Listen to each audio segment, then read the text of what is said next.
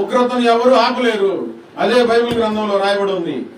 తమ వెండి బంగారములు వారిని తప్పింపలేకపోవును, రోషాగ్ని చేత భూమి అంతయు దహింపబడును. భూమి అంతయు దహించబడుతుంది. హఠాత్తుగా ఆయన భూనివాసులందరినీ సర్వనాశనము చేయబోతున్నాడు. ఎప్పుడో వందల సంవత్సరాల క్రితం రాసిన ప్రవచనాలండి.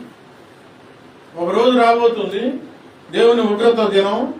ఆ రోజు ఆస్తి ఎందుకు అక్కడికి రాదు, అది కూడా మనల్ని వదిలి వెళ్ళిపోతుంది.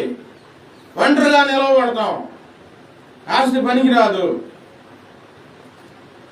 నీతి మరణం నుండి